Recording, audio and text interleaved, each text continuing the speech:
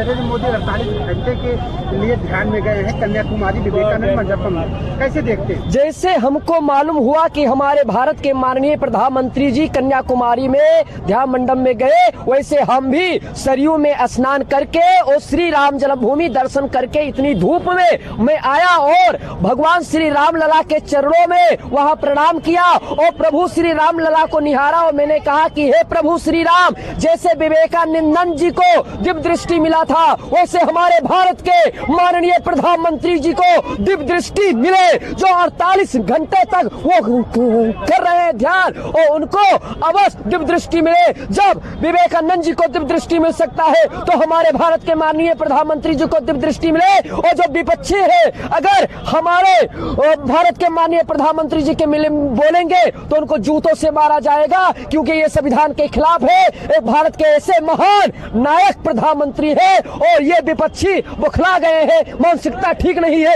ऐसे विपक्षियों को जूता से मारना चाहिए।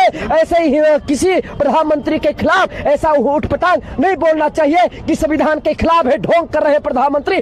ढोंग तुम लोग कर रहे हो जो राम को नहीं मानते थे, राम के अस्तित्व को नहीं मानते थे। हमारे भारत माननीय प्रधानमंत्री जी भारत के भविष्य है और अगर नरेंद्र मोदी जी नहीं आएंगे, दूसरा आ जाएगा तो भारत बर्बाद हो जाएगा। संस्कृति सनातन धर्म को ये लोग नष्ट कर देंगे। हमारे भारत के माननीय प्रधानमंत्री जी को दिव्य दृष्टि मिलेगा, ये हम अयोध्या से संत समाज कह रहे हैं। महामंडलेश्वर अच्छी बात है क्योंकि वो दिव्य स्थान है, दिव्य दृष्टि प्राप्त हुई है विवेकानंद जी विश्व में प्रसिद्ध हुए थे और वह साधना कुछ ऐसे होते हैं जिसके पास उनको ऊर्जा मिलती है, शक्ति मिलती है और ध्यान से, और ऐसी स्थिति में वो भी माननीय प्रधानमंत्री जी गए हैं और ध्यान करेंगे। ध्यान करने के बाद उनकी शक्ति और ऊर्जा मिलेगी जिससे कि उनको वो सक्षम होंगे अपने कार्य करने में।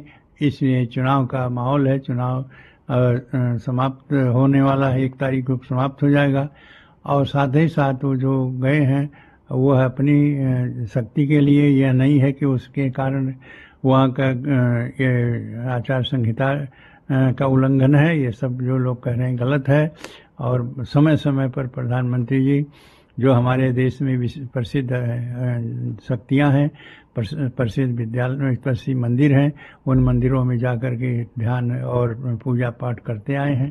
तो मैं उनके पूजा पाठ में उनकी जिस भावना से गए हैं उसकी सफलता मिले और सफलता मिले साथ साथ मैं रामलला की ओर से शुभकामनाएं देता हूं कि उनको शक्ति और सफलता मिले जिससे कि वह शक्ति से वो अपने यह देश का कल्याण करें। और जो अभी चुनाव संपन्न हो रहा है उसकी गणना 4 तारीख को है, उसमें उनको सफलता मिले, ये मेरी शुभकामनाएं हैं।